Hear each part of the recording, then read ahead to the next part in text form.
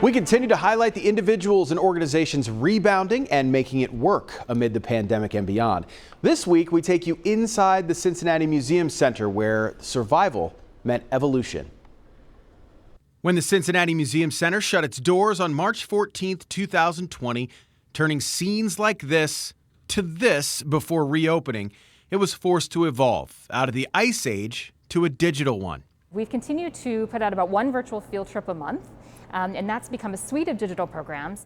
Whitney Owens is the Chief Learning Officer. That suite now includes nearly 500 in-person and virtual outreach, 2/3 of which are digital.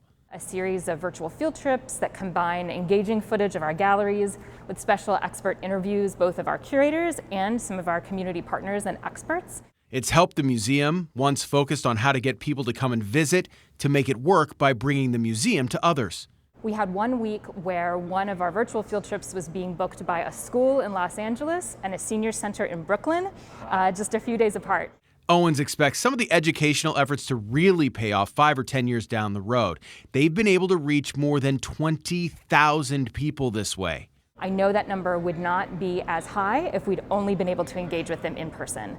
Where Owens really sees this is in the STEM Girls program for budding scientists 7 to 14 years old. So that is how you make your own DIY hand sanitizer.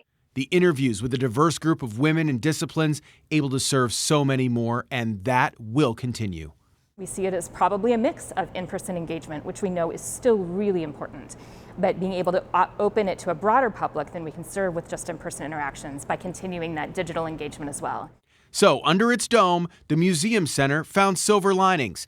Better partnerships with the library, YMCA, rec centers, and others, still meeting monthly to identify gaps in access to high-quality learning. But the most important for the museum's survival.